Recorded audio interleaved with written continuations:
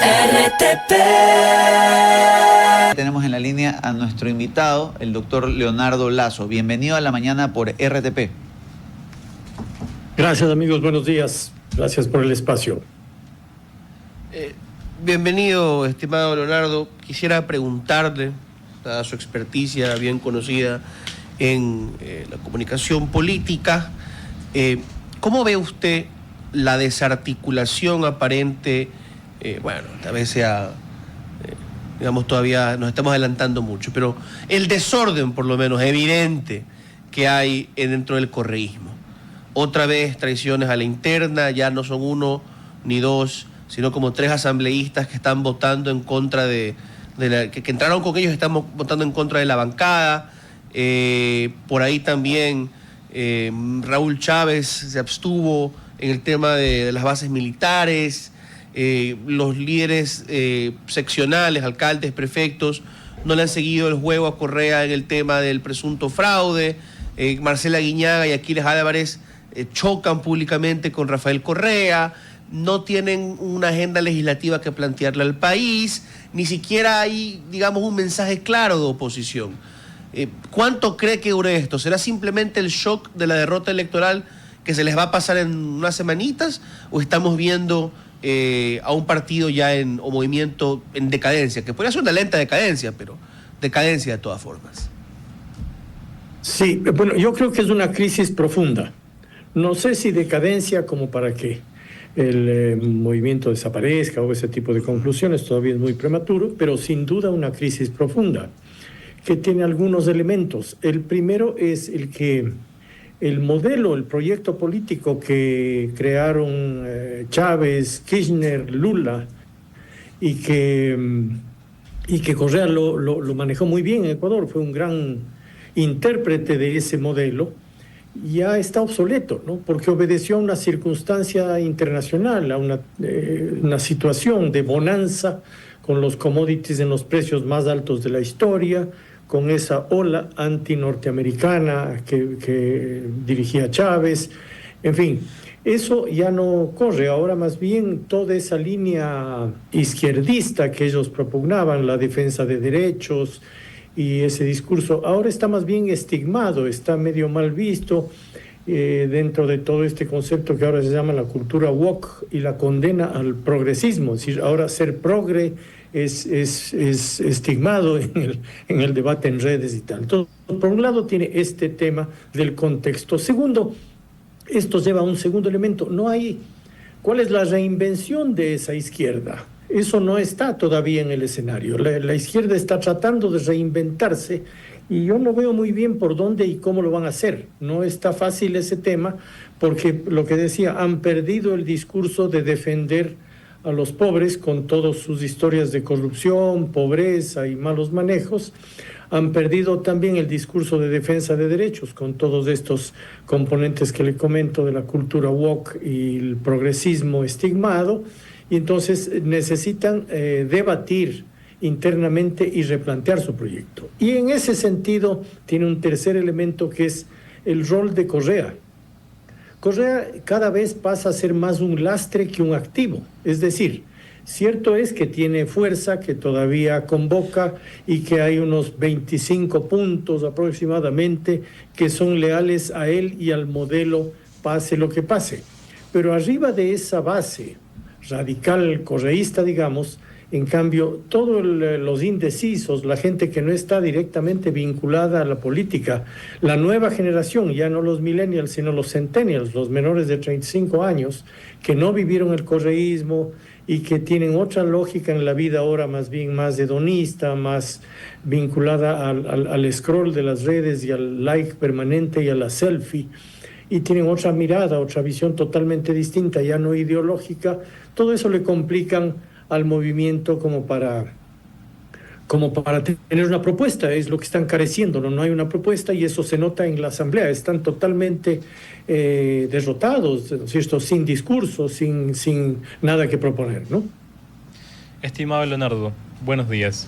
Me gustaría unirme a esa última intervención que usted realizó y quizás también ponerlo con el rol que puede tener una oposición en una democracia.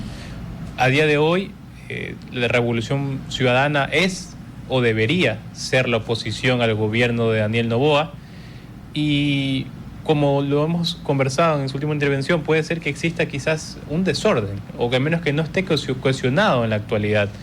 ¿Cómo este tipo de disputas internas podrían afectar el tener una posición fuerte en Ecuador, si es que la tenemos hoy en día? Y en su efecto, obviamente, tener ese contrapeso termina siendo algo importante en cualquier democracia y para cualquier gobierno de turno, pero que hoy en día parece que no lo tenemos realmente. Completamente de acuerdo, y no es sano para la democracia que no haya una oposición fuerte. El contrapeso, como usted lo ha dicho, es fundamental en la democracia, y la debilidad extrema de la oposición suele llevar a generar tendencias autoritarias.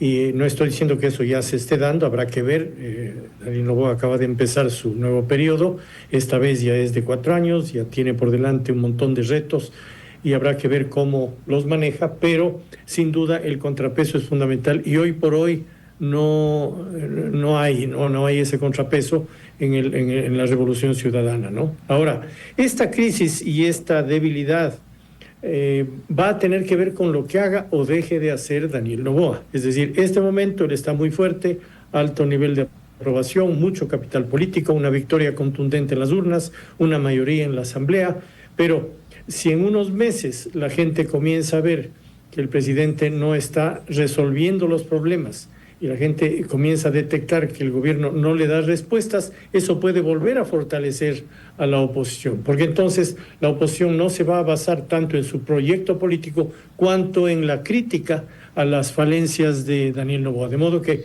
lo que haga Daniel Noboa es fundamental, y es fundamental precisamente para que en el Ecuador se consolide un modelo liberal, democrático, auténtico, y evitar el que volvamos los ecuatorianos en 4 años a vivir ese sufrimiento y esa tensión que han sido las últimas 3 elecciones, con la posibilidad de que regrese el correísmo, ¿no?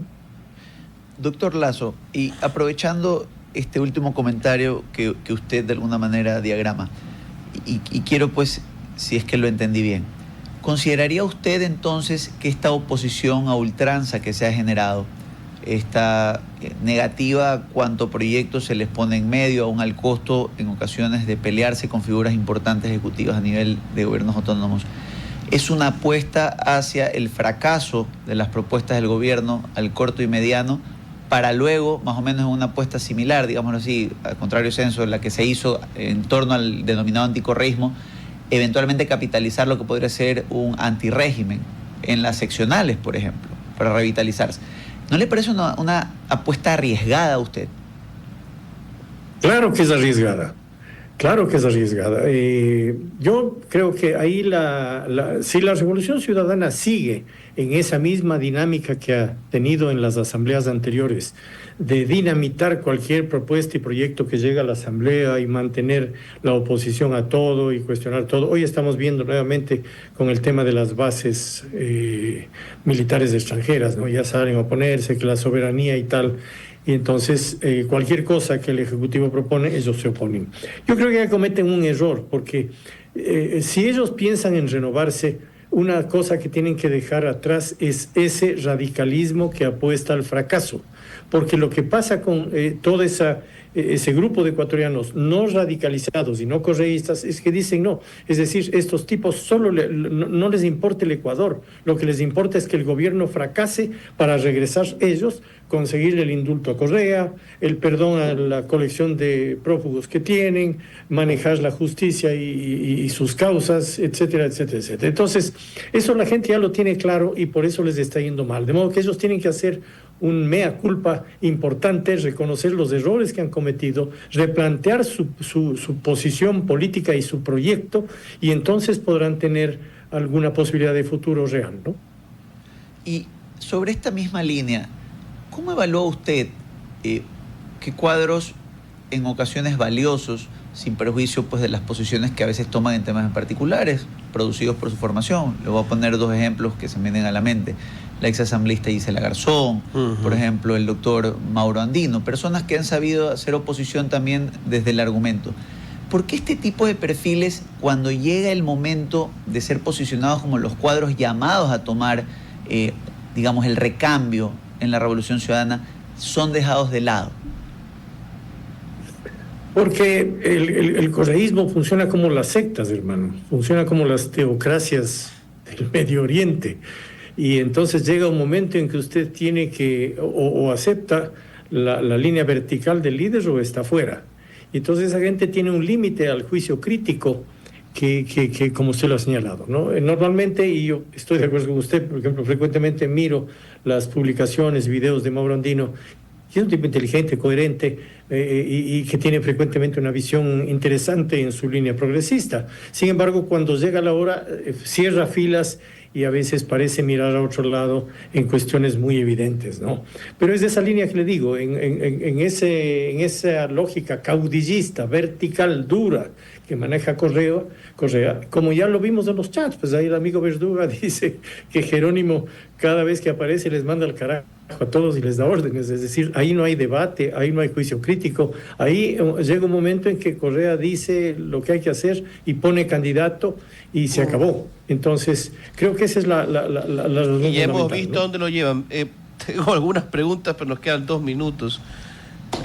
El tiempo avanza inexorablemente y no tiene compasión de nosotros, estimado Leonardo, pero aprovecho esto que nos queda para preguntarle sobre lo que ya es casi un hecho consumado. Y me parece extraño. Justamente este tema de las bases militares. La Constitución es clara. Si esto pasa el segundo control de la Corte, de 3 a 4 meses vamos a tener obligatoriamente un referéndum.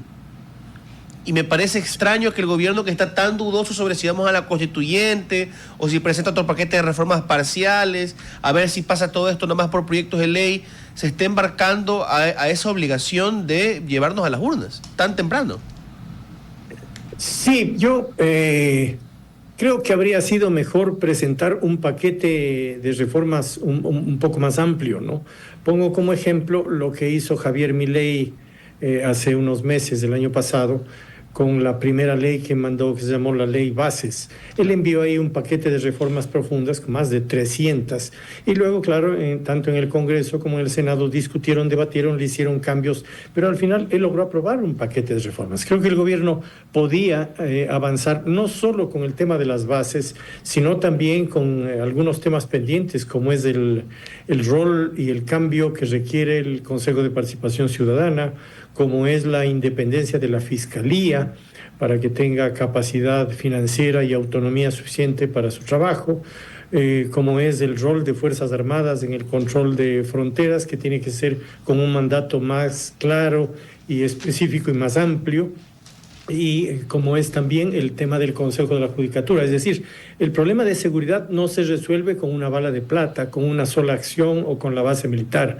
Se resuelve con un conjunto de acciones, unas represivas y otras de manejo de la justicia, porque si no, tiene el problema eterno de la puerta giratoria, ¿no? Usted puede desarrollar el mejor trabajo con la policía y Fuerzas Armadas, pero luego los jueces y demás actúan y liberan los delincuentes. Entonces, creo que habría sido mejor que envíe un paquete de varias reformas, eso se habría aprobado o estaría aprobándose con la mayoría que tiene, y luego va a un referéndum que tenga más sentido, que valga la pena, en donde se aprueben un paquete de temas, y él además cosecharía una victoria política espectacular y le dejaría un legado al Ecuador muy positivo, que es una verdadera reforma, una reforma de fondo estructural que ayudaría mucho en el trabajo de seguridad. Muy bien, siendo las 9:31, le agradecemos, estimado Leonardo, por habernos acompañado esta mañana y le deseamos un buen día. Igualmente, les agradezco a ustedes. Un abrazo. RTP